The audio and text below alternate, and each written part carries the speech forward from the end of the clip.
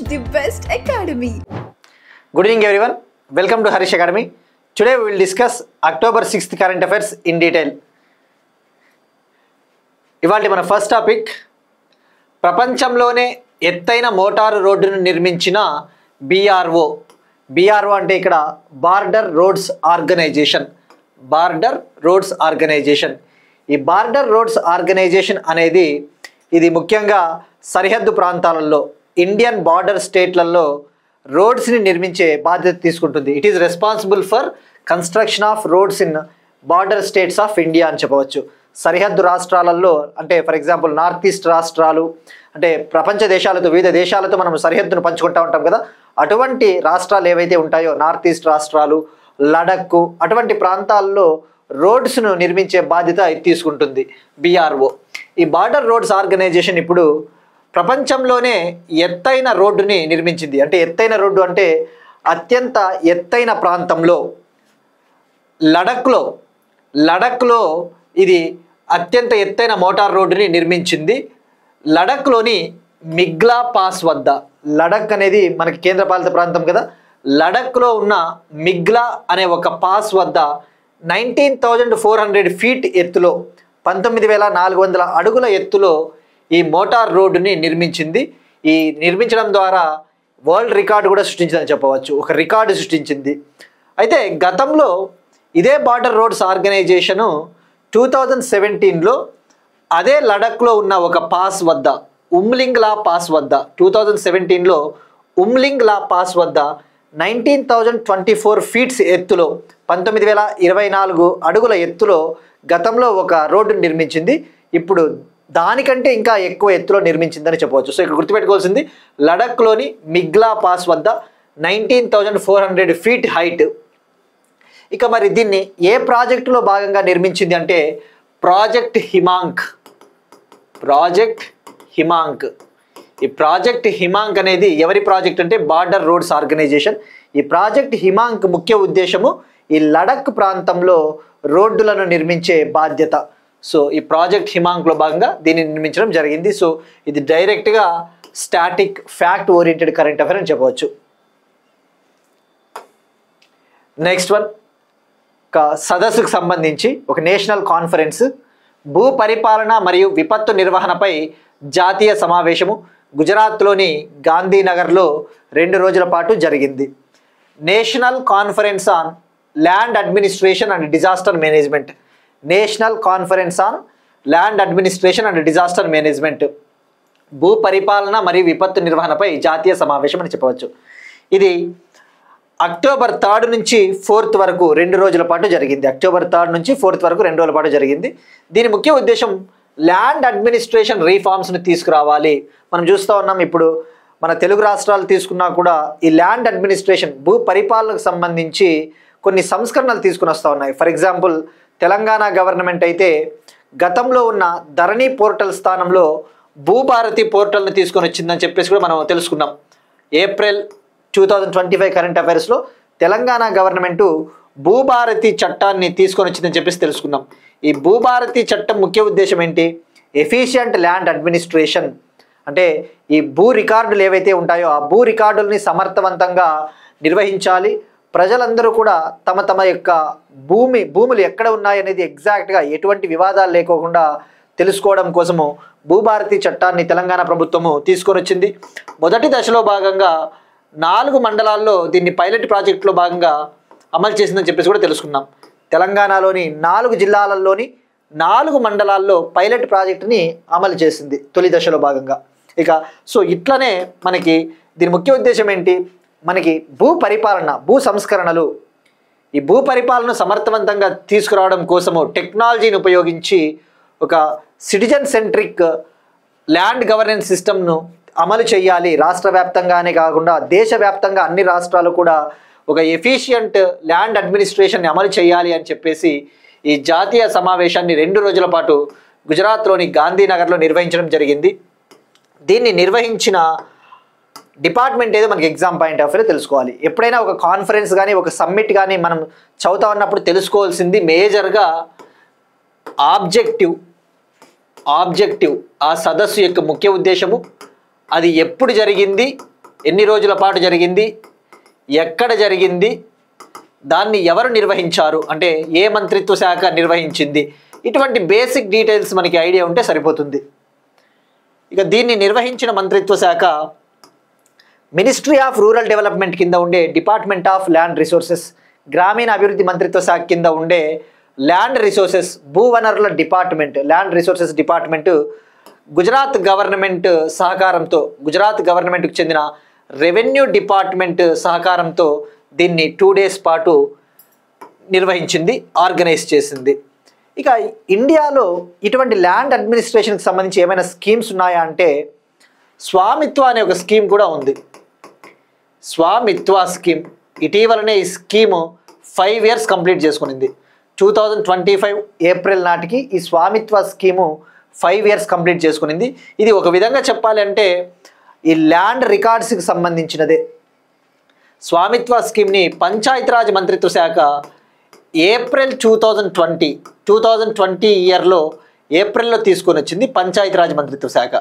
ఈ స్వామిత్వ స్కీమ్ ముఖ్య ఉద్దేశము రూరల్ ఏరియాస్లో ఎవరైతే ప్రజలు నివసిస్తూ ఉంటారో ఆ ప్రజలు నివసిస్తూ ఉన్న ఏరియాస్ అన్నీ కూడా వాళ్ళు నివసిస్తూ ఉన్న వాళ్ళ భూములని డ్రోన్ల సహాయంతో సర్వే చేసి వాళ్ళకి ప్రాపర్టీ కార్డ్స్ ఇవ్వడము, ఆ గ్రామీణ ప్రాంతాల్లో నివసిస్తూ ఉన్న ప్రజలకు యాజమాన్య హక్కులు కల్పించడమే స్వామిత్వ స్కీమ్ ముఖ్య ఉద్దేశం.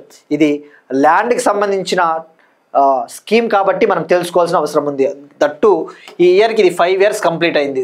ఇక్కడ స్వామిత్వ స్కీమ్ అంటే survey of villages and mapping with improvised technology in village areas, survey of villages and mapping with improvised technology in village areas. ఇందాక చెప్పుకున్నట్టు ఆ విలేజెస్ ఏరియాస్లో ఏవైతే ఆ ల్యాండ్స్ ఉంటాయో వాటిని డ్రోన్ల ద్వారా సర్వే చేసి ఆ ప్రజలకు, గ్రామీణ ప్రజలకు యాజమాన్య హక్కులు కల్పించడం, అది స్వామిత్వ స్కీమ్ ముఖ్య ఉద్దేశం. సో ఇవి మనకి కాన్ఫరెన్స్ జరిగింది కాబట్టి దానికి సంబంధించిన రిలేటెడ్ ఇన్ఫర్మేషన్ ఒకసారి గుర్తు చేసుకుంటే మంచిది. Next one, again another summit, మరొక programme, Viksit Bharat buildathon 2025. Viksit Bharat buildathon 2025. ఇక్కడ బిల్డథాన్ అంటే ఈ టర్మ్ జనరల్గా మనకి హ్యాకథాను అని వినే ఉంటాం, హ్యాకథాన్ అని. ఈ బిల్డథాన్ అంటే ఇది ఒక కాంపిటీషన్, ఒక పోటీ అని చెప్పవచ్చు. ఇన్నోవేషన్ క్యాంపెయిన్, భారతదేశంలోనే అతిపెద్ద ఆవిష్కరణ కార్యక్రమం, ఇండియాస్ లార్జెస్ట్ ఇన్నోవేషన్ క్యాంపెయిన్ అని చెప్పవచ్చు. ఇన్నోవేషన్ అంటే ఆవిష్కరణలు. ఈ వికసిత్ భారత్ బిల్డథాన్ 2025 ముఖ్య ఉద్దేశం ఇండియాలో ఉన్న స్కూల్స్లలో చదువుతూ ఉన్న స్టూడెంట్స్ని ఈ కాంపిటీషన్లో భాగస్వామ్యం చేయాలి. తద్వారా ఆ పిల్లల దగ్గర, స్టూడెంట్స్ వద్ద ఏవైతే ఐడియాస్ ఉంటాయో ఆ ఐడియాస్కి పదును పెట్టి ఆ ఐడియాస్ని ప్రోడక్ట్స్ రూపంలో డెవలప్ చేయాలి. ఫర్ ఎగ్జాంపుల్ మనం చూస్తూ ఉన్నాం, ఇప్పుడు ప్రైమ్ మినిస్టర్ మోడీ గారు ఎక్కువగా ఈ మధ్యన ఒక స్లోగన్ ఎక్కువగా ఇస్తూ ఉన్నారు, స్వదేశీ స్లోగను, ఆత్మనిర్భర్ భారత్ అనే స్లోగన్ ఇస్తూ ఉన్నారు. Vocal for local, Samriddh Bharat, ఈ 4 స్లోగన్లు ప్రైమ్ మినిస్టర్ మోడీ గారు ఇచ్చారు. ఈ స్లోగన్ల ముఖ్య ఉద్దేశం ఏంటి? మనము విదేశీ ప్రోడక్ట్లపైన డిపెండ్ కాకోకుండా మనమే ఆత్మనిర్భరతను సాధించాలి, మనమే స్వయం సమృద్ధి సాధించాలి అన్నది ముఖ్య ఉద్దేశం.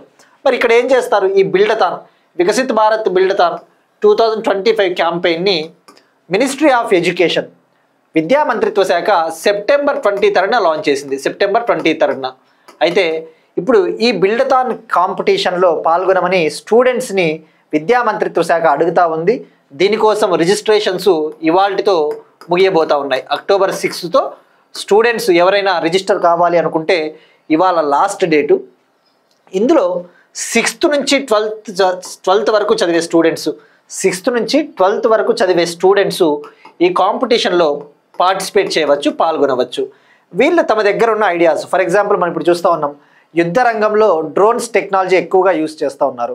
సో ఇప్పుడు ఇటువంటి కాంపిటీషన్లో వీళ్ళు పాల్గొని స్టూడెంట్స్ తమ దగ్గర ఏవైనా ఐడియాస్ ఉంటే, సైంటిఫిక్ ఐడియాస్ ఉంటే అటువంటి సొల్యూషన్స్ని, అటువంటి టెక్నాలజీస్ని అభివృద్ధి చేయవచ్చు అనమాట. సో ఇక్కడ గుర్తుపెట్టుకోవాల్సింది 6th నుంచి 12th క్లాస్ చదువుతా ఉన్న స్టూడెంట్స్ ఇందులో పాల్గొనడానికి అర్హులు. దీన్ని విద్యా మంత్రిత్వ శాఖ నీతి ఆయోగ్కు చెందిన అటల్ ఇన్నోవేషన్ మిషన్ సహకారంతో నిర్వహిస్తూ ఉంది. దీన్ని ఎడ్యుకేషన్ మినిస్ట్రీ నీతి ఆయోగ్కు చెందిన అటల్ ఇన్నోవేషన్ మిషన్ సహకారంతో, కొల్లాబరేషన్తో ఈ క్యాంపెయిన్ని నిర్వహిస్తూ ఉంది. దీనికి సంబంధించిన విన్నర్స్ను, ఈ కాంపిటీషన్లో ఎవరైతే పాల్గొంటారో ఆ విన్నర్స్ని డిసెంబర్లో అనౌన్స్ చేస్తారట. సో ఇది nation wide competition, nation wide దేశవ్యాప్తంగా. ఇందులో సుమారుగా దేశవ్యాప్తంగా 1.5 lakh స్కూల్స్లలో చదువుతా ఉన్న more than 1 crore students participate చేయవచ్చని చెప్పేసి అంచనాట. 1.5 లక్షలకు పైగా స్కూళ్ళల్లోని 1 కోటికి మందికి పైగా స్టూడెంట్స్ ఇందులో పాల్గొనవచ్చు అని ఒక అంచనా. So this is about Viksit Bharat buildathon. ఈ వికసిత్ భారత్ టార్గెట్ ఇయర్ 2047. ఇక టైం లైన్, సెప్టెంబర్లో లాంచ్ చేశారు, డిసెంబర్లో విన్నర్స్ని అనౌన్స్ చేస్తారు. ఇవాళ లాస్ట్ డేట్ ఇక రిజిస్ట్రేషన్ చేసుకోవడం కోసం. ఇక నెక్స్ట్ వన్, ఈ బిల్డథాన్కు అంబాసిడర్గా ఎవరు? ఈ వికసిత్ భారత్ బిల్డథాన్ 2025కి అంబాసిడర్గా, దీన్ని ప్రమోట్ చేయడం కోసం, ఈ క్యాంపెయిన్కి ప్రచారం కల్పించడం కోసము శుభాంశు శుక్లా గారిని గవర్నమెంట్ ఆఫ్ ఇండియా నియమించింది. శుభాంశు శుక్లా, ఈయన ఇంటర్నేషనల్ స్పేస్ స్టేషన్, అంతర్జాతీయ అంతరిక్ష కేంద్రానికి వెళ్ళొచ్చిన మొట్టమొదటి భారతీయుడు శుభాంశు శుక్లా. ఇప్పుడు ఈయన్ని బ్రాండ్ అంబాసిడర్గా గవర్నమెంట్ ఆఫ్ ఇండియా నియమించింది. Next one, state specific current affairs. Karur rally తొక్కిసలాటపై మద్రాస్ హైకోర్టు నియమించిన సిట్ దర్యాప్తు ప్రారంభించింది. కరూర్, తమిళనాడులోని కరూర్ ప్రాంతంలో ఇటీవల హీరో విజయ్ పెట్టిన ఒక పార్టీ ర్యాలీలో, పొలిటికల్ పార్టీ ర్యాలీలో సుమారుగా 41 మెంబర్స్ మరణించారని చెప్పేసి తెలుసుకున్నాం. అతని పార్టీ పేరు వచ్చేసి TVK party, Tamilaga Vettri Kazhagam party, Tamilaga Vettri Kazhagam party. ఆ పార్టీ ర్యాలీలో 41 మెంబర్స్ చనిపోయారు. ఆ స్టాంపీడ్, ఆ తొక్కిసలాట జరిగిన తర్వాత ఆల్రెడీ తమిళనాడు గవర్నమెంటు 1 man కమిషన్ని వేసింది, ఏకసభ్య కమిషన్ని. అది మద్రాస్ హైకోర్టు మాజీ జస్టిస్ అరుణా జగదీశన్ గారి నేతృత్వంలో ఒక ఏకసభ్య కమిషన్ని, 1 man కమిషన్ని తమిళనాడు గవర్నమెంట్ వేసింది. ఇప్పుడు మద్రాస్ హైకోర్టు కూడా ఒక స్పెషల్ ఇన్వెస్టిగేషన్ టీంని, ఒక సిట్ని నియమించింది. మనకి ఎగ్జామ్ పాయింట్ ఆఫ్ వ్యూలో ఆ సిట్కి ఎవరు నాయకత్వం వహిస్తూ ఉన్నారు, ఎవరి నేతృత్వంలో ఆ సిట్ పనిచేస్తూ ఉందన్న విషయం తెలుసుకుంటే సరిపోతుంది. ఆ సిట్కి హెడ్ వచ్చేసి అస్రా గార్గ్. ఈయన ఇన్స్పెక్టర్ జనరల్ ఆఫ్ పోలీస్ అట. Inspector general of police Asra Garg నేతృత్వంలో ఈ సిట్ దర్యాప్తు ప్రారంభించింది. సో ఒక్కొక్కసారి మనకి ఆ స్టాంపీడ్స్ జరిగినప్పుడు వాటిని విచారించడానికి ఏ కమిషన్ వేసిందంటాడు కాబట్టి మనకు తెలుసుకోవాలి. నెక్స్ట్ వన్, రామచంద్రన్ మ్యూజియంను ప్రారంభించిన కేరళ ముఖ్యమంత్రి. Kerala chief minister Pinarayi Vijayan inaugurated museum of A Ramachandran. ఈ ఏ రామచంద్రన్ అనే వ్యక్తి, ఈయన ఒక ఆర్టిస్ట్ అట, ఒక కళాకారుడు. ఇప్పుడు ఈయన స్మారకార్థము మ్యూజియం ఆఫ్ ఏ రామచంద్రన్ మ్యూజియంను ప్రారంభించారు. మరి ఈ మ్యూజియంలో ఏముంటాయి అంటే ఇతనికి సంబంధించిన పెయింటింగ్స్, స్కల్ప్చర్సు, ఇతను తయారు చేసిన శిల్పాలు, పెయింటింగ్సు, అటువంటివన్నీ కూడా ఈ మ్యూజియంలో ఏర్పాటు చేయబోతున్నారట. సో ఇది ఎక్కడ అంటే కేరళలోని కొల్లాంలో ప్రారంభించారు. మనకి డైరెక్ట్గా ఫ్యాక్ట్, రామచంద్రన్ మ్యూజియం ప్రారంభించినది ఏ రాష్ట్రం అంటే Kerala. Next one, Andhra Pradesh current affairs. Swachh Andhra awards, వీటినే స్వచ్ఛత అవార్డ్స్ అంటారు.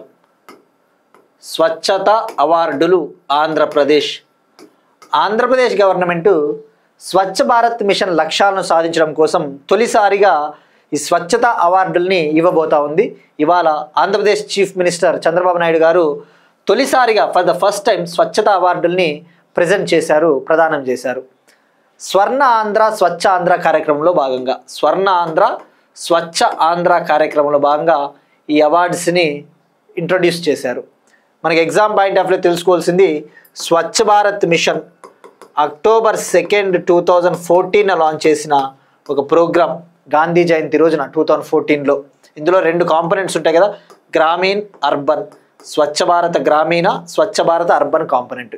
ఈ లక్ష్యాలను సాధించడానికి already housing and urban affairs మంత్రిత్వ శాఖ, గృహ నిర్మాణము మరియు పట్టణ వ్యవహారాల మంత్రిత్వ శాఖ ఎవ్రీ ఇయర్ స్వచ్ఛ సర్వేక్షణ అవార్డ్స్ని ఇస్తూ ఉందని చెప్పేసి కూడా మనం తెలుసుకున్నాం. స్వచ్ఛ సర్వేక్షణ అవార్డ్స్ 2024-25 ఇయర్కి గాను 5 పాపులేషన్ కేటగిరీలో, అంటే జనాభా కేటగిరీల ఆధారంగా 5 రకాల జనాభా కేటగిరీల ఆధారంగా ఈ అవార్డ్స్ని ప్రజెంట్ చేసిందని చెప్పేసి కూడా తెలుసుకున్నాం. మోర్ దాన్ 10 lakh పాపులేషన్ కేటగిరీలో 10 లక్షల కంటే ఎక్కువ జనాభా ఉన్న కేటగిరీలో మధ్యప్రదేశ్కి చెందిన ఇండోర్ సిటీ టాప్ ప్లేస్లో నిలిచింది.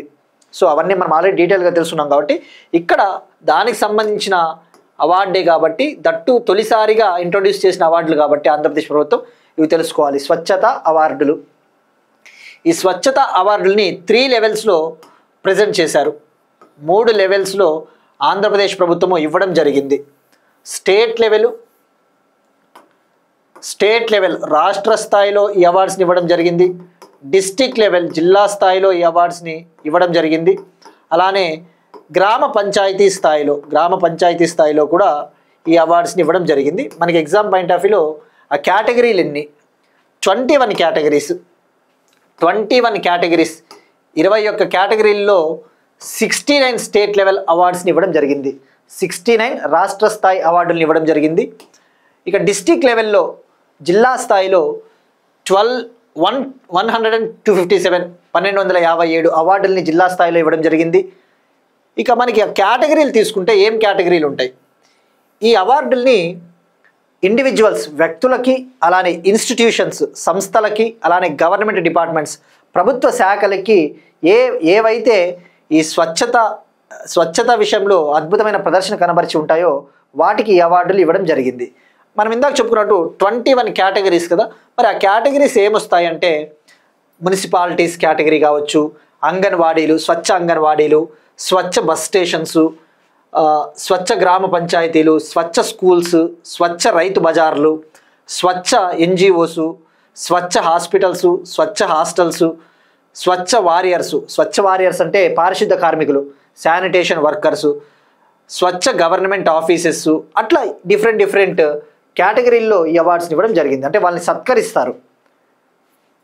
ఇక ఈ అవార్డుల విషయానికి వస్తుందా చెప్పుకున్నట్టు 21 కేటగిరీస్లో 69 state level awards, 1257 district level awards. ఇక స్టేట్ లెవెల్ మున్సిపల్ అవార్డీస్ అంటే మున్సిపాలిటీలు ఎన్ని సెలెక్ట్ అయ్యాయి అంటే 6 సెలెక్ట్ అయ్యాయి స్టేట్ లెవెల్లో. అవి తప్పకుండా పేర్లు గుర్తుంచుకోవడానికి ట్రై చేయండి ఆంధ్రప్రదేశ్ స్టూడెంట్స్. ఆ 6 మున్సిపాలిటీల్లో వచ్చేసి మంగళగిరి, తాడేపల్లి 1, తాడిపత్రి, బొబ్బిలి విజయనగరం, పలమనేరు చిత్తూరు, ఆత్మకూరు, కుప్పం. ఇక స్టేట్ లెవెల్ గ్రామ పంచాయతీ అవార్డీస్ గ్రామ పంచాయతీలకు వచ్చేసి 6 వచ్చాయి. 1 అనకాపల్లిలోని చౌదువాడ గ్రామ పంచాయతీ, ప్రకాశంలోని ఆర్ఎల్పురం గ్రామ పంచాయతీ, కోనసీమలోని లోల్ల గ్రామ పంచాయతీ, కృష్ణాలోని చల్లపల్లి గ్రామ పంచాయతీ, కడపలోని చెన్నూరు గ్రామ పంచాయతీ, చిత్తూరులోని కనమాకులపల్లె గ్రామ పంచాయతీ. సో ఇవి మనకి ప్రతి పాయింట్ ఇంపార్టెంటే, స్టేట్మెంట్స్ ఇస్తాడు కాబట్టి. నెక్స్ట్ వన్ ఎకానమీకి సంబంధించిన కరెంట్ అఫైర్స్. ఎంప్లాయ్మెంట్కి సంబంధించి, ఉపాధి కల్పనకు సంబంధించి భారతదేశంలో 6 సంవత్సరాలలో దాదాపు 17 కోట్ల ఉద్యోగాలు సృష్టించబడినాయట. Ministry of labour and employment data ప్రకారము కార్మిక మరియు ఉపాధి మంత్రిత్వ శాఖ డేటా రిలీజ్ చేసింది. ఆ డేటా ప్రకారము 2023-24లో ఇండియాలో ఎన్ని జాబ్స్ క్రియేట్ అయ్యాయి 2023-24లో, అలానే అన్ఎంప్లాయ్మెంట్ నిరుద్యోగిత రేట్ ఎంత ఉందో మనం తెలుసుకోవాలి. ఇక్కడ మనం చూస్తే అన్ఎంప్లాయ్మెంట్ విషయానికి వస్తే నిరుద్యోగిత rate already ministry of statistics and programme implementation మంత్రిత్వ శాఖ కింద ఉండే పీరియాడిక్ లేబర్ ఫోర్స్ సర్వే, ఈ గణాంకాలు మరియు పథకాల అమలు మంత్రిత్వ శాఖ కింద ఉండే periodic labour force survey already ప్రస్తుతం ప్రతి మంత్ కూడా ఈ అన్ఎంప్లాయ్మెంట్ రేట్ని విడుదల చేస్తూ ఉంది, నిరుద్యోగిత రేటుని. అయితే ఇక్కడ లేబర్ మంత్రిత్వ శాఖ ఇచ్చిన అఫీషియల్ నివేదిక కాబట్టి మనకి 2023-24 నాటికి రిపోర్ట్ ఇచ్చింది కాబట్టి ఆ 2023-24లో ఎంత ఉందో కూడా తెలుసుకోవాలి.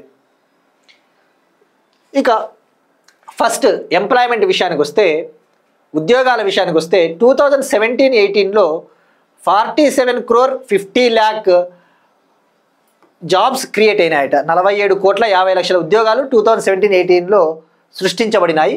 అది 2023-24 నాటికి 64,33,00,000కు చేరుకునింది. 64,33,00,000 జాబ్స్కి చేరుకునింది. అంటే సుమారుగా 16.83 crore జాబ్స్ సృష్టించబడినాయి. 16.83 crore జాబ్స్ క్రియేట్ అయ్యాయి. అదొక పాయింట్. ఇక అన్ఎంప్లాయ్మెంట్ విషయానికి వస్తే అన్ఎంప్లాయ్మెంట్ 2017-18లో 6% ఉన్నింది. అన్ఎంప్లాయ్మెంట్ రేటు, నిరుద్యోగిత రేటు 17-18లో 6% ఉన్నింది. ఇప్పుడు 23-24 నాటికి 3.2%కి చేరుకునింది. ఇది మనకి లేబర్ మినిస్ట్రీ ఇచ్చిన డేటా.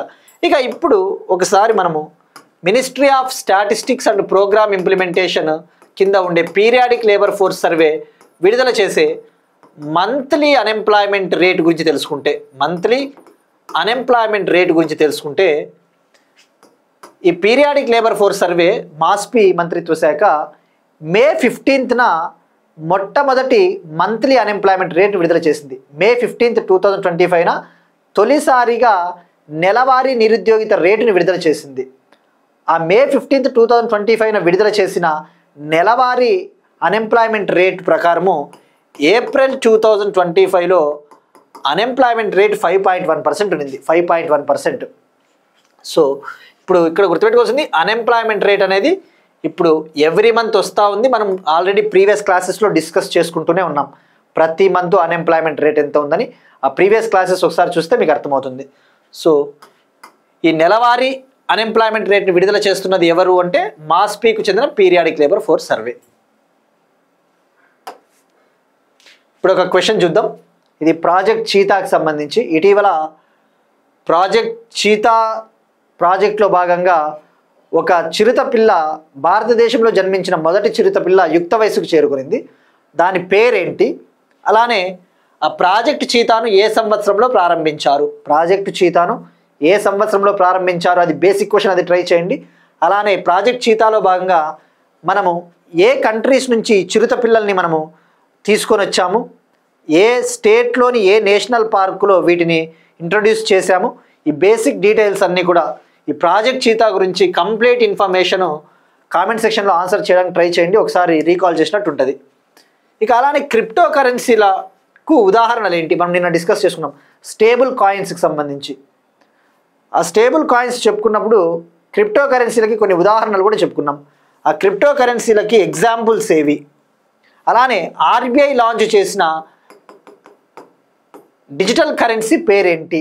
క్రిప్టో కరెన్సీకి ప్రత్యామ్నాయంగా ఆల్టర్నేటివ్గా ఒక కరెన్సీని లాంచ్ చేసింది ఆర్బీఐ, దాని పేరేంటి? ట్రై చేయండి. ఇక నిన్న అడిగిన క్వశ్చన్ ధ్వని మిసైల్.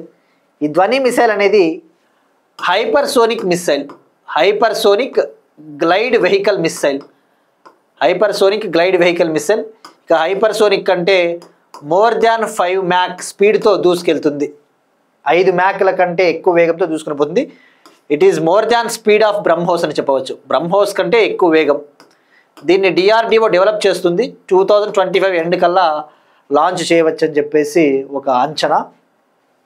దీని ఆపరేషనల్ రేంజ్ అంటే ఇది ఎంత దూరం దూసుకొని పోతుందంటే అప్ టు 10,000 కిలోమీటర్స్, 7,000 నుంచి 10,000 కిలోమీటర్స్ వరకు దూసుకొని పోతుందట. గంటకు 7,000 కిలోమీటర్ల వేగంతో, 7,000 కిలోమీటర్ పర్ అవర్. అంటే operational range up to 10,000 kilometres అంటే it is double the speed of Agni 5. It is the double the range of Agni 5. అగ్ని 5 రేంజ్ కంటే కూడా డబుల్ అని చెప్పవచ్చు, అంతే కదా. అగ్ని 5 inter continental ballistic missile maximum range 5,000 kilometres. So ఇది ధ్వని missile, hypersonic glide vehicle missile DRDO develop చేస్తూ ఉంది. నెక్స్ట్ వన్, భారతదేశపు మొట్టమొదటి హైపర్ లూప్ కార్గో వ్యవస్థ, India's first hyper loop cargo system. ఇక్కడ హైపర్ లూప్ అనేది ఇది ఒక నెక్స్ట్ జనరేషన్ ట్రాన్స్పోర్ట్ సిస్టమ్ అని చెప్పవచ్చు. ఏ విధంగా అయితే మనకు buses, rails, high speed rails, aeroplanes transport సిస్టంలో అవి ఏ విధంగా అయితే భాగమో, ఈ హైపర్ లూప్ అనేది కూడా నెక్స్ట్ జనరేషన్ ట్రాన్స్పోర్టేషన్ సిస్టమ్ అని చెప్పవచ్చు. Next generation transport system. ఇది చాలా వేగవంతంగా దూసుకుని పోతుంది. బట్ దీనికి ఉన్న స్పెషాలిటీ ఏంటంటే వ్యాక్యూమ్ ట్యూబ్స్లలో ఈ హైపర్ లూప్ సిస్టమ్ దూసుకుని పోతుంది. ఫస్ట్ మనం తెలుసుకోవాల్సింది ఇక్కడ భారతదేశపు మొట్టమొదటి హైపర్ లూప్ కార్గో వ్యవస్థ. హైపర్ లూప్ గురించి తెలుసుకోవాలా. ఇక్కడ చూస్తున్నట్టు హైపర్ లూప్ సిస్టమ్ అంటే ఇక్కడ ఇవి వ్యాక్యూమ్ ట్యూబ్స్ని ఇట్లా నిర్మిస్తారు. అంటే ఈ వ్యాక్యూమ్ ట్యూబ్స్లలో అసలు పీడనం అనేది ఎంటర్ కాదు. ఐ మీన్ ప్రెజర్ అనేది, ఎక్స్టర్నల్ ప్రెజర్ అనేది బయట నుంచి లోపలికి రావడానికి కూడా ఛాన్స్ ఉండదు. అంత పకడ్బందీగా వీటిని నిర్మించి ఉంటారు. ఈ వ్యాక్యూమ్ ట్యూబ్స్లలో పాడ్స్ దూసుకొని పోతాయి. పాడ్స్ అంటే ఇవి ట్రైన్స్ ఉన్నట్లే. ఇక మనకి రైలు బోగీలు ఎట్లనో రైళ్ళకి మనం బోగీలు, కోచెస్ అని పిలుస్తాం కదా.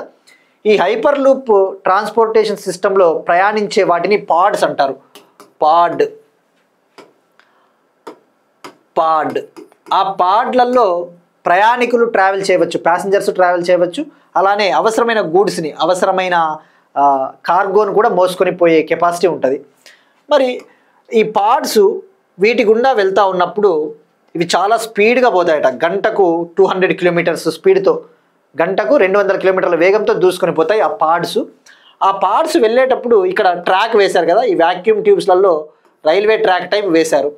ఆ పాడ్స్ వెళ్ళేటప్పుడు ఈ ట్రాక్ని టచ్ చేయవు, అవి గాల్లో తేలుతాయి అనమాట. అంటే కొద్దిగా మ్యాగ్నెటిక్ ఫోర్స్ ఆధారంగా ఇక్కడ మ్యాగ్నెట్స్ని ఇక్కడ అమర్చి ఉంటారు ఈ ట్రాక్స్ పైన. ఆ అయస్కాంత శక్తి ఆధారంగా ఆ పాడ్స్ చాలా స్పీడ్తో దూసుకొని పోతాయి. ఆ పాడ్స్ అనేవి దీన్ని టచ్ కావట ట్రాక్ని, అంటే కొద్దిగా గాల్లో తేలుతున్నట్టే ఉంటుంది. ఆ మ్యాగ్నెటిక్ ఫోర్స్ ఆధారంగా అవి అంత వేగంతో దూసుకొని పోతాయి. అది వీటి స్పెషాలిటీ. దీన్నే మ్యాగ్నెటిక్ లెవియాటన్ టెక్నాలజీ అంటారు. Magnetic levitation technology. మరి ఇప్పుడు తొలిసారిగా ఈ హైపర్ లూప్ కార్గో సిస్టమ్ని మహారాష్ట్రలో 10 కిలోమీటర్ల మేర దీన్ని నిర్మించబోతా ఉన్నారట. మహారాష్ట్రలోని జవహర్లాల్ నెహ్రూ పోర్ట్ నుంచి, మహారాష్ట్రలోని జవహర్లాల్ నెహ్రూ పోర్ట్ అథారిటీ నుంచి, అదే మహారాష్ట్రలోని వదవన్ పోర్ట్ మధ్య 10 కిలోమీటర్స్ మేర ఈ హైపర్ లూప్ కార్గో ట్రైన్ సిస్టమ్ని నిర్మించబోతా ఉన్నారు. దీన్ని డెవలప్ చేయబోతా ఉన్నది ఐఐటి మద్రాస్. దీనికోసం మహారాష్ట్ర గవర్నమెంట్ ఐఐటి మద్రాస్తో ఒక ఒప్పందం కుదుర్చుకునింది. ఈ ఐఐటి మద్రాస్లో ఒక స్టార్టప్ కంపెనీ ఉంటుంది, TuTr hyperloop private limited అని చెప్పేసి. TuTr hyperloop private limited company. ఇది ఐఐటి మద్రాస్లో ఉండే ఒక స్టార్టప్ కంపెనీ. దీనితో మహారాష్ట్ర ప్రభుత్వము ఎంఓయు ఒప్పందం కుదుర్చుకునింది. మరి దీని అడ్వాంటేజెస్ ఏమంటే, ఈ కార్గో హైపర్ లూప్ టెక్నాలజీ అడ్వాంటేజెస్ ఏంటంటే, హై స్పీడ్ రైలు కంటే కూడా చౌకట. హై స్పీడ్ రైలు, మనము భారతదేశపు మొట్టమొదటి high speed train, India's first high speed ట్రైన్ని ముంబై నుంచి అహ్మదాబాద్ మధ్య జపాన్ సహకారంతో, జపాన్ గవర్నమెంట్ కొలాబరేషన్తో నిర్మిస్తూ ఉన్నారు కదా, Mumbai to Ahmedabad train service. మరి ఆ హై స్పీడ్ ట్రైన్ కంటే కూడా ఇది చౌకాట. హై స్పీడ్ రైల్ ప్రాజెక్టుకి 1 కిలోమీటర్కి 170 crores అట్లా ఖర్చు అయితే, ఇది 1 కిలోమీటర్ హైపర్ లూప్ సిస్టమ్కి అబౌట్ 90 crores, 88 to 90 crores ఖర్చు అవుతుందట.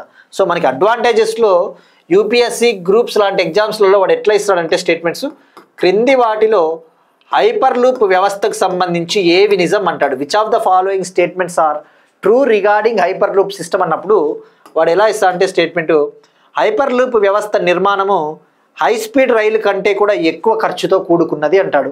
సో అది స్టేట్మెంట్ రాంగ్ అవుతుంది. అట్లా మనకి అనలిటికల్గా కూడా మనకి ఐడియా ఉండాలి. ఇది మ్యాగ్నెటిక్ ఫోర్స్ ఆధారంగా వేగంతో దూసుకొని పోతుంది అని చెప్పేసి.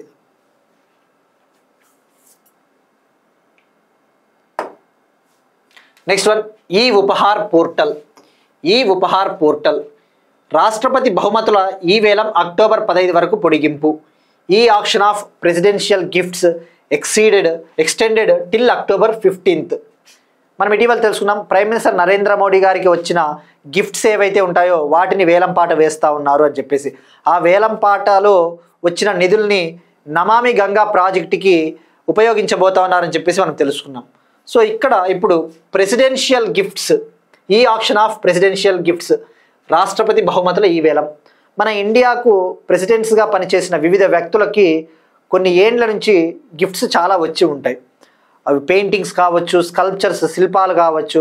సో అటువంటి గిఫ్ట్స్ని వేలంపాట వేస్తే, అది కూడా ఎలక్ట్రానిక్ పద్ధతిలో, ఆన్లైన్ పద్ధతిలో ఆక్షనింగ్ చేస్తే, వేలంపాట వేస్తే ఆ డబ్బుల్ని ఏదైనా ఒక పర్పస్ కోసం యూజ్ చేయవచ్చు కదా అని చెప్పేసి ప్రెసిడెంట్ ద్రౌపది ముర్ము గారు జూలై 25న ఈ ఉపహార్ పోర్టల్లో ఈ ఆక్షన్ ప్రాసెస్ని ప్రారంభించారు. ఇక్కడ ఈ ఉపహార్ పోర్టల్ అనేది మనకి ఐసీటీలో ఇంపార్టెంట్, ఇన్ఫర్మేషన్ కమ్యూనికేషన్ టెక్నాలజీ ఎస్ఎన్టీ కరెంట్ అఫైర్స్లో. ఈ ఉపహార్ పోర్టల్ ముఖ్య ఉద్దేశం ఏంటి అంటే రాష్ట్రపతి బహుమతుల ఈ వేలం కోసం ఉద్దేశించబడిన పోర్టల్. దీన్ని జూలై 2024లో లాంచ్ చేశారు. మనకి ఎగ్జామ్ పాయింట్ ఆఫ్ వ్యూలో ఇక్కడ పోర్టల్ పాతదే అవ్వచ్చు, కానీ మనకి కరెంట్ అఫైర్స్ మీరు అబ్జర్వ్ చేస్తే ఎగ్జామ్లలో 1 ఇయర్వే అడుగుతున్నాడు అనే గ్యారంటీ ఏం లేదు. 2 ఇయర్స్ బ్యాక్ కరెంట్ అఫైర్స్ కూడా అడుగుతున్నాడు, 2 ఏళ్ల కిందటి కరెంట్ అఫైర్స్ కూడా అడుగుతా ఉన్నాడు. మరి జూలై 2024 అంటే మనకి జస్ట్ 1.5 ఇయర్ కూడా కాలేదు ఇంకా. కాబట్టి ఈ ఉపహార్ పోర్టల్ అనేది మనకి అంత కీలకం. ఈ ఉపహార్ పోర్టల్ జస్ట్ దాని ఉద్దేశము అంతే.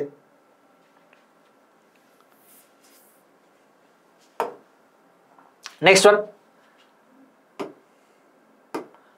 అస్సాం గాయకుడు జుబీన్ గార్గ్ గౌరవార్థం కజిరంగా ఏనుగు పిల్లకు మాయాబిని పేరు పెట్టడం జరిగింది. అస్సాం గాయకుడు జుబీన్ గార్గ్ గౌరవార్థం కజిరంగా ఏనుగు పిల్లకు మాయాబిని పేరు పెట్టడం జరిగింది. ఇటీవల అస్సాంకు చెందిన ఒక ఫేమస్ సింగర్ జుబీన్ గార్గ్ 52 ఏళ్ల సింగరు సింగపూర్లో ఒక ఐలాండ్లో ఒక ద్వీపంలో స్కూబా డైవింగ్ చేస్తూ అనుమానాస్పద స్థితిలో మరణించాడు. యాక్సిడెంటల్ డెత్ అది. ఆ మరణానికి ఇంకా కారణాలు కూడా తెలియదు, సస్పీషియస్ డెత్గా కూడా భావిస్తూ ఉన్నారు. సో ఇప్పుడు ఆ జుబీన్ గార్గ్ గారి గౌరవార్థం, ఆయన స్మారకార్థము కజిరంగా, అస్సాంలోని కజిరంగా నేషనల్ పార్కులో జన్మించిన ఒక ఏనుగు పిల్ల ఎలిఫెంట్ కాఫ్కి మాయాబిని అనే పేరు పెట్టడం జరిగింది. మాయాబిని, ఇక్కడ మాయాబిని అనేది ఆయన రాసిన కొన్ని సాంగ్స్లలో ఒక సాంగ్ అట. అస్సాంకు చెందిన జుబీన్ గార్గ్ మాయాబిని రాతిర్ బుకుత్ అనే ఒక పాటను రాశాడట, సాంగ్ని. ఆయన సింగర్ కదా, ఆ సాంగ్ ఆయనకి ఇష్టమైన సాంగ్ అట. అందులో ఒక టర్మే, ఒక వర్డే మాయాబిని. ఇక ఇటీవల సింగపూర్ ప్రభుత్వం కూడా సింగపూర్లో ఈ జుబీన్ గార్గ్ గారు ఎక్కడైతే మరణించారో, ఏ ఐలాండ్లో, ఏ ద్వీపంలో అయితే మరణించారో ఆ ఐలాండ్కి పేరు మార్చింది సింగపూర్ గవర్నమెంట్. ఆ ఐలాండ్కి ఏమని పేరు పెట్టిందంటే జుబీన్ గార్గ్ ఐలాండ్, జుబీన్ గార్గ్ ద్వీపము, జుబీన్ గార్గ్ ఐలాండ్ అని కూడా సింగపూర్ కూడా రీనేమ్ చేసింది, నామకరణం చేసింది. సో ఇట్లా అడుగుతాడు, జుబీన్ గార్గ్ ఐలాండ్గా ఏ ప్రభుత్వం మార్చింది అంటే సింగపూర్. నెక్స్ట్ వన్, డిఫెన్స్కి సంబంధించిన current affairs. Naval exercise Konkan 2025 ఇది ఇండియాకి యూకేకి మధ్య మొదలైన ఒక నావల్ ఎక్సర్సైజ్, నావికా విన్యాసము. ఈ నావికా విన్యాసము, నావల్ ఆపరేషన్స్ ముఖ్య ఉద్దేశం ఏంటి? ఎప్పుడైనా కూడా ఈ నావికా విన్యాసాల్లో భాగంగా దేశాలకు చెందిన నౌకలు ఉంటాయి కదా, ఈ వార్షిప్స్, ఇవి ఆ ఎక్సర్సైజెస్లో పాల్గొని తమ యొక్క బెస్ట్ ప్రాక్టీసెస్ని, ఉత్తమ పద్ధతుల్ని షేర్ చేసుకుంటాయి అన్నమాట.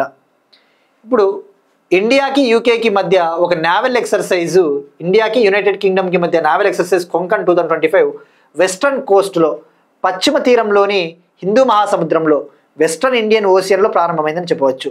పశ్చిమ తీరంలో ఎక్కడ? హిందూ మహాసముద్రం, వెస్ట్రన్ ఇండియన్ ఓషన్ పార్ట్లో, అంటే ఈ హిందూ మహాసముద్రంకి పశ్చిమ దిక్కున ప్రారంభమైందని చెప్పవచ్చు. ఇక మరి మనం తెలుసుకోవాల్సింది కొంకన్ ఎక్సర్సైజ్. కొంకన్ ఎక్సర్సైజు తొలిసారిగా ఎప్పుడు జరిగింది, ఎన్నేళ్ళకు ఒకసారి జరుగుతుంది, అటువంటి basic details.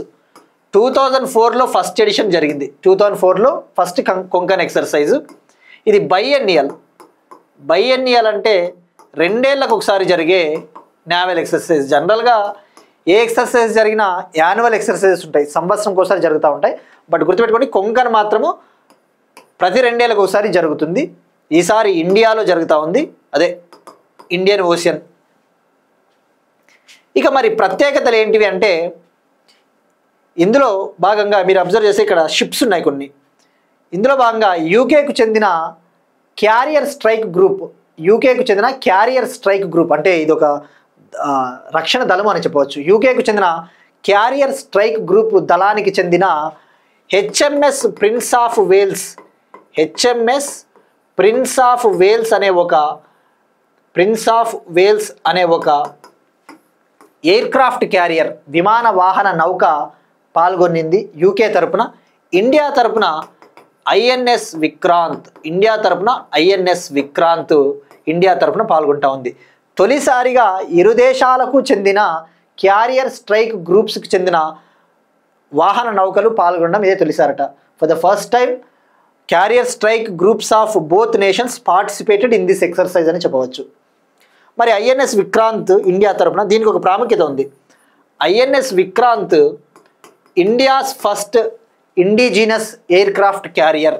INS Vikrant India's first indigenous aircraft carrier అంటే భారతదేశపు మొట్టమొదటి స్వదేశీ విమాన వాహన నౌక. ఎయిర్క్రాఫ్ట్ క్యారియర్ అంటే ఏంటి? విమానాలను కూడా మోసుకొని వెళ్ళేంత కెపాసిటీ ఉంటుంది. India's first indigenous aircraft carrier. దీన్ని నిర్మించినది కొచ్చిన్ షిప్ యార్డ్ లిమిటెడ్. దీన్ని ఎవరు బిల్డ్ చేశారు అంటే ఒక ప్రభుత్వ రంగ సంస్థ, ప్రభుత్వ నౌకా నిర్మాణ రంగ సంస్థ, public sector naval company Cochin shipyard limited దీన్ని నిర్మించింది. కొచ్చిన్ షిప్ యార్డ్ గుర్తుపెట్టుకోండి. ఐఎన్ఎస్ విక్రాంత్ నిర్మించింది కొచ్చిన్ షిప్ యార్డ్ లిమిటెడ్. ఆ విషయం గుర్తుపెట్టుకుంటే సరిపోతుంది. ఇది కొంకన్ ఎక్సర్సైజ్కి సంబంధించిన ఇన్ఫర్మేషన్. మరి ఇది ఎప్పటి నుంచి ఎప్పటి వరకు జరుగుతూ ఉంది అంటే అక్టోబర్ 5 నిన్న మొదలైంది. అక్టోబర్ 5 నుంచి 12 వరకు, అక్టోబర్ 5 నుంచి 12 వరకు జరుగుతుంది. ఇందులో 2 ఫేజెస్ని నిర్వహిస్తారు. ఏదైనా ఒక డ్రిల్ జరుగుతూ ఉన్నప్పుడు 2 దశలు ఉంటాయి. ఒక దశ వచ్చేసి హార్బర్ ఫేజ్, హార్బర్ దశ. హార్బర్ దశ అంటే ఈ హార్బర్ దశలో ఇరు దేశాలకు చెందిన నావికా అధికారులు, నావల్ ఆఫీసర్సు మీటింగ్స్ పెట్టేసి వాళ్ళు చర్చలు జరుపుతారు. ఈ ఆపరేషన్ని ఎట్లా నిర్వహించాలి, ఎలా కండక్ట్ చేయాలి అని చెప్పేసి దాన్ని హార్బర్ ఫేజ్ అంటారు. సీ ఫేజ్ అని ఇంకొకటి ఉంటుంది. సీ ఫేజ్ అనేది యాక్చువల్ ఫేజ్. ఈ సీ ఫేజ్ దశలో ఇక అసలైన నావికా విన్యాసము, నావల్ ఆపరేషన్స్, నావల్ డ్రిల్స్ జరుగుతాయి. సో ఇక్కడ గుర్తుపెట్టుకోవాల్సింది హార్బర్ ఫేజు, సీ ఫేజు ఉంటుంది. అక్టోబర్ 5 నుంచి 12 వరకు జరుగుతూ ఉంది. నెక్స్ట్ వన్ స్పోర్ట్స్కి సంబంధించి అల్ ఎయిన్ మాస్టర్స్ బీడబ్ల్యూఎఫ్ సూపర్ 100 టోర్నమెంట్. అల్ ఎయిన్ మాస్టర్స్ బీడబ్ల్యూఎఫ్ సూపర్ 100 టోర్నమెంట్. ఇది ఒక షటిల్ బ్యాడ్మింటన్ టోర్నమెంట్. ఈ షటిల్ టోర్నమెంటు యుఏఈ కంట్రీలోని అల్ ఎయిన్ అనే ప్రాంతంలో జరిగింది. ఈ టైటిల్ని ఇండియన్ షట్లర్, భారత యువ షట్లరు శ్రియాన్షి వలిశెట్టి గెలుపొందింది ఈ టైటిల్ని. ఈమె తెలుగు రాష్ట్రాలకు చెందిన అమ్మాయి, తెలంగాణ అమ్మాయట, Telangana girl. So for the first time ఆమె తొలిసారిగా ఈ బీడబ్ల్యూఎఫ్ సూపర్ 100 టైటిల్ని గెలుపొందింది. సో గుర్తుపెట్టుకోండి, Al Ain title UAE. Next one again స్పోర్ట్స్కి సంబంధించి క్రికెట్. 3వసారి ఇరానీ కప్ టైటిల్ను గెలుచుకున్న విదర్భ టీం. 3వసారి ఇరానీ కప్ టైటిల్ని గెలుచుకున్న Vidarbha. For third time Irani cup title won by Vidarbha. ఇక్కడ ఇరానీ కప్ అనేది క్రికెట్కి సంబంధించిన ఒక టోర్నమెంటు. ఏ విధంగా అయితే రంజీ ట్రోఫీ క్రికెట్కి సంబంధించిన టోర్నమెంటు, ఇండియాలో ఓల్డెస్ట్ అంటే ఒక విధంగా చెప్పాలంటే రంజీ అని చెప్పవచ్చు. రంజీ ట్రోఫీ అన్నా క్రికెట్టే, ఇరానీ కప్ అన్నా క్రికెట్టే. ఇప్పుడు ఇరానీ కప్ని 3వసారి విదర్భ టీం గెలుచుకునింది. ఫైనల్లో రెస్ట్ ఆఫ్ ఇండియా జట్టును ఓడించి ఈ కప్ని గెలుపొందింది. ఇక ఇరానీ కప్ విషయానికి వస్తే తొలిసారిగా 1959-60 సంవత్సరంలో నిర్వహించారు. ఇక రంజీ ట్రోఫీ అయితే 1934 ఆ టైంలోనే నిర్వహించారు. అందుకే భారతదేశంలో ఒక విధంగా చెప్పాలంటే ఓల్డెస్ట్ డొమెస్టిక్ క్రికెట్ టోర్నమెంట్ అంటే రంజీ అని చెప్పవచ్చు. మరి ఇక్కడ Vidarbha versus rest of India అంటే ఏంటి? విదర్భ అంతా ఒక సైడు, ఇక మిగతా టీంలన్నీ కూడా కలిసి రెస్ట్ ఆఫ్ ఇండియా టీమ్గా ఫార్మ్ అయింటాయి. దీనికి ఒక విధంగా చెప్పాలి అంటే విదర్భ ఈ సంవత్సరము రంజీ ట్రోఫీని గెలుపొందిన టీం ఏది? విదర్భ. ఫైనల్లో కేరళతో మ్యాచ్ను డ్రా చేసుకోవడం ద్వారా పాయింట్ల ఆధారంగా విదర్భ టీము రంజీ ట్రోఫీని ఈ సంవత్సరం గెలుపొందింది. మార్చ్ 2025లో మనం డిస్కస్ చేసుకున్నాం మార్చ్ 2025లో. ఇది రంజీ ఛాంపియన్ కాబట్టి ఇరానీ కప్ ఎవరి మధ్య జరుగుతుందంటే రంజీల్లో ఎవరైతే ఛాంపియన్గా నిలిచుంటారో ఆ రంజీ ఛాంపియన్ టీము ఇక మిగతా బెస్ట్ ప్లేయర్లు అందరూ కలిసి రెస్ట్ ఆఫ్ ఇండియా టీమ్గా ఫార్మ్ అవుతారు. అట్లా ఇప్పుడు Ranji champion Vidarbha versus rest of India జరిగింది. అగైన్ విదర్భనే గెలుపొందింది, 3వసారి ఇరానీ కప్. ఇక మనకి టైటిల్స్ విషయానికి వస్తే మనకి డ్యూరండ్ కప్ అని ఒకటి ఉంటుంది. డ్యూరండ్ కప్ అంటే ఫుట్బాల్ టోర్నమెంటు. ఈ డ్యూరండ్ కప్ అనేది oldest football tournament in Asia. ఈ ఆసియాలోనే అత్యంత ప్రాచీనమైన ఫుట్బాల్ టోర్నమెంట్ ఏది అంటే డ్యూరండ్ కప్ ఇండియాలో జరుగుతుంది. అలానే సంతోష్ ట్రోఫీ ఏ గేమ్కి సంబంధించింది అంటే ఫుట్బాల్. ఇది national level football competition Santosh trophy. అలానే అజ్లాన్ షా కప్ వచ్చేసి హాకీ. ఏది హాకీ. రంజీ అంటే క్రికెట్. విజయ్ హజారే ట్రోఫీ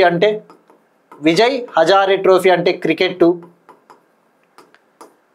ఇక దులీప్ ట్రోఫీ అంటే కూడా క్రికెట్. అలానే డేవిస్ కప్ అని జరుగుతుంది ఇంటర్నేషనల్ లెవెల్లో, అంతర్జాతీయ స్థాయిలో Davis Cup tennis tournament. Men's international tennis tournament, పురుషుల అంతర్జాతీయ టెన్నిస్ టోర్నమెంట్ డేవిస్ కప్. అలానే బిల్లీ జీన్ కప్ అని చెప్పేసి కూడా జరుగుతుంది, మనం డిస్కస్ చేసుకున్నాం. బిల్లీ జీన్ అంటే ఉమెన్స్ ఇంటర్నేషనల్ టెన్నిస్ టోర్నమెంట్, మహిళల అంతర్జాతీయ tennis team tournament Billie Jean Cup, tennis cup లాగానే. సో మనకి జీకేలో స్టాండర్డ్ జీకేలో ఇట్లాంటివి అడుగుతాడు కాబట్టి హెల్ప్ అవుతాయి.